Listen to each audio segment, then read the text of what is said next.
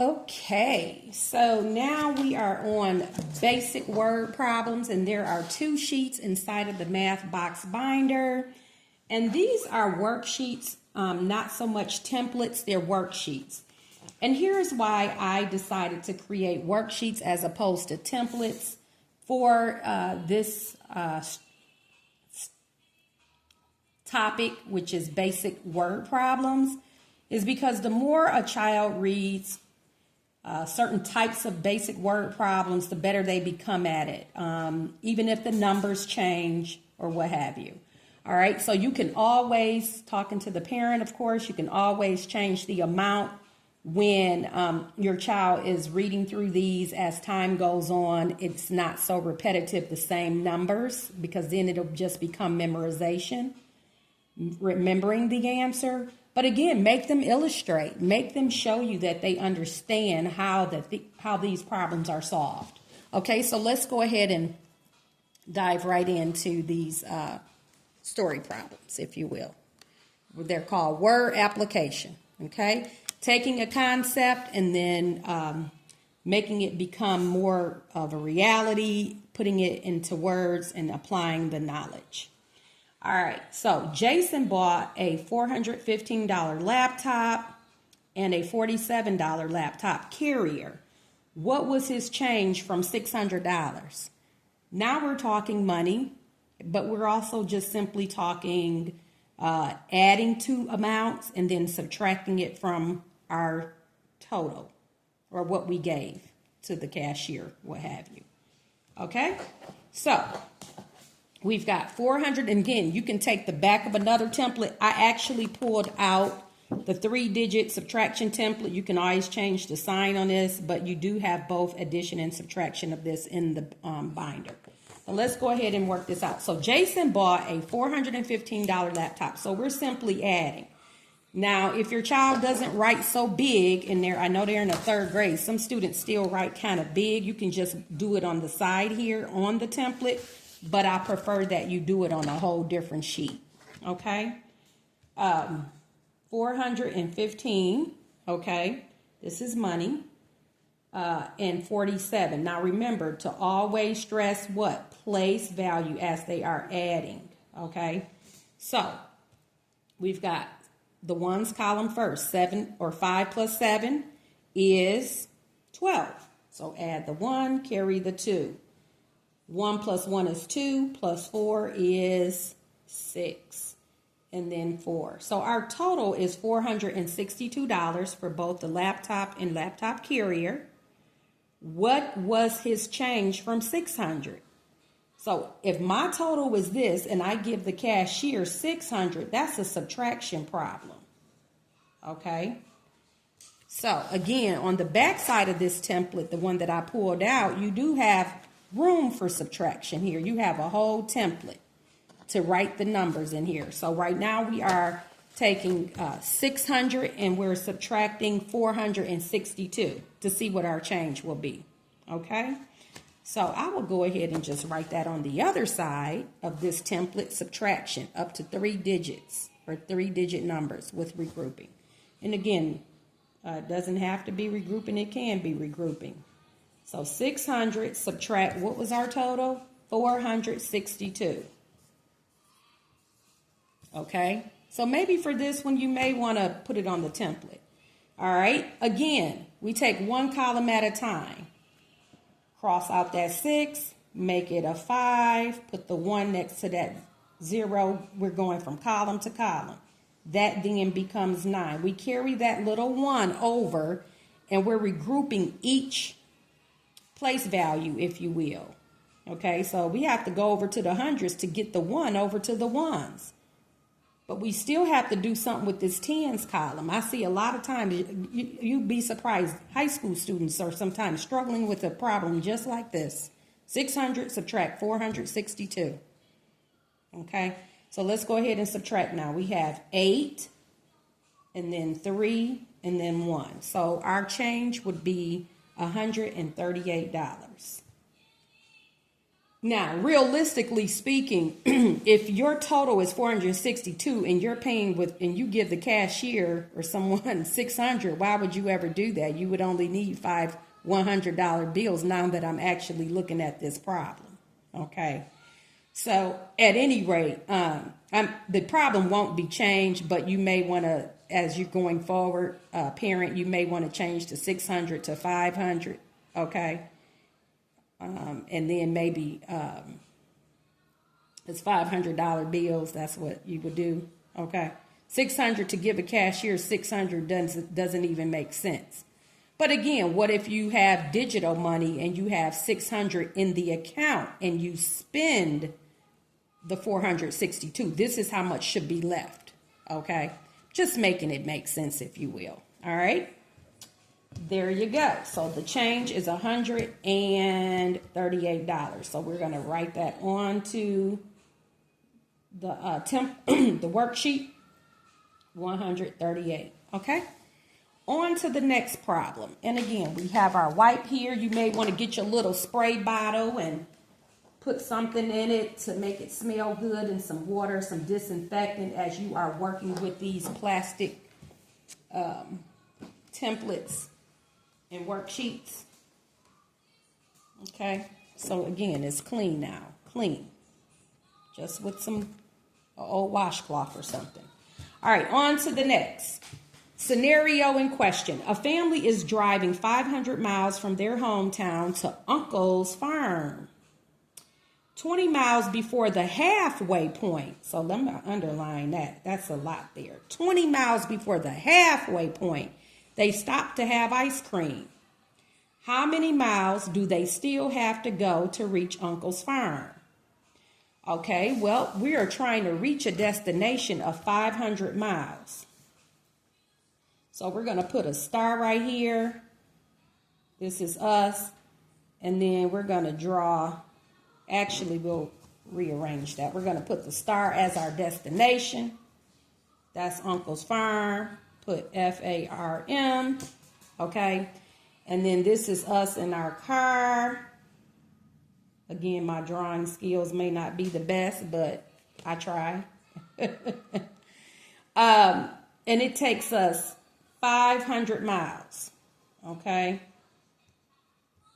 to get there. Now, 20 miles before the halfway point. What's the halfway point of 500? That's 250. Okay. 250 miles is halfway. All right. Now, 20 miles before the halfway, they stop to have ice cream. So what's 250 subtract 20? Again, a third grader should be able to do that in their head because it's not much to think about. All right. That would be 230. So they stopped at the 230 midway point, or point. 230 miles they stopped. So we need to subtract 230 from 500. So 500 subtract 230. Again, you can use the other side of this template. 500 subtract 230. Okay. This is how many miles we still have to go before we get to that farm. So 0. Again, we have to regroup.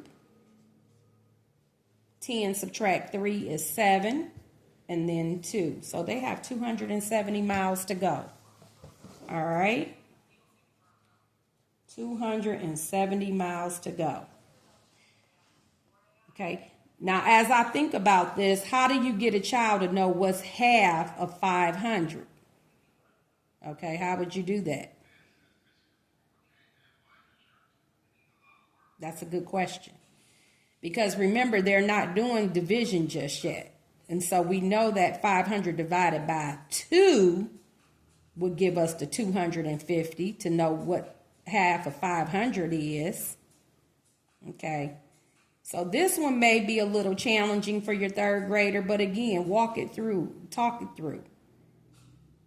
Okay, you can hold up fingers. 100, 200, 300, 400, 500. Okay, each finger representing 100. So this middle finger here would be 100. What's half of 100? 50. Okay. So 200 plus 50 is 250. Okay. There's always a way to get your child to understand.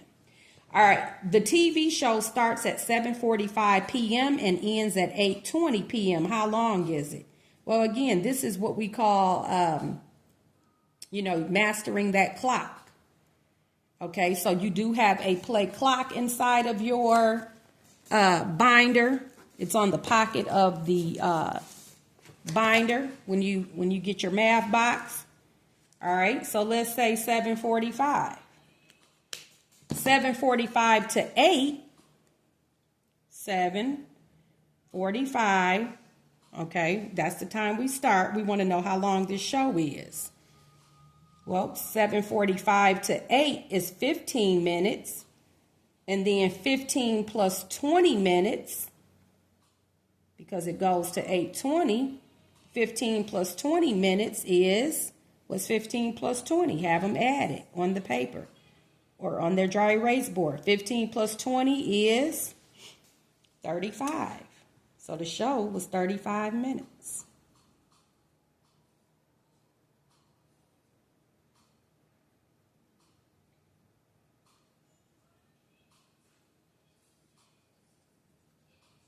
Okay, 35 minutes. Illustrated with the clock. Okay, you start at 7:45, take the minute hand, go to 8, that's 15 minutes, and then from 8 to 8:20 is 20 minutes. Recap. Okay? All right, so on to the next. Remember, there's 2 sheets in here of word application problems. And again, you may want to just work with your child 3 at a time. Revisit it another day. Keep a log of what it is that you're working with your child on. And that's something that we can think about incorporating in the math box going forward, is a log to show how much time are you spending with your child on these basic math skills. Because again, I'm going to stress it. You have to do something in addition to what they're doing in school. Trust and believe. Okay? I've been in the classroom for 20 years and I know what goes on, okay? You have to work with your child at home. Now, your child could just be naturally, catch on to things quickly, great. But it is up to you, parent, to make sure that your child can read and do basic arithmetic at the beginning and the end of the day. I'm not a parent. I'm not fussing at anybody, but it is up to us, parents, teachers. We have to care about our people, our young people, because this is a mean world. And they got to know how to do some things, okay? All right. Scenario in question. The softball game was going to be on May 23rd, but it was postponed by 1 week. Postponed meaning it happens later. What is the new date for the game? We'll add 7 days to 23.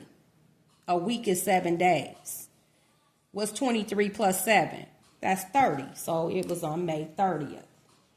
We're going to write that on the line. Okay.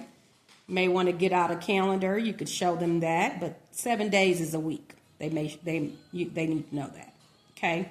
A work week is 5 days. Okay. Scenario in question. 67 students have purchased tickets to attend an amusement park. Each ticket costs $43. Woo, gets expensive. How much money has been collected? Okay, so this is a multiplication problem. You want to get your child to understand what that is. You may ask your child, can you tell me how we are going to come up with this answer? I've got 67 students, and then you can maybe ask them, how about I take you and your cousin, or you and your sister and your brother? How many kids? 3, or what have you. And if each ticket costs, make it relatively easy for them, $10, what did you do? It's repeated addition or multiplication. So I have to multiply 67 times 43.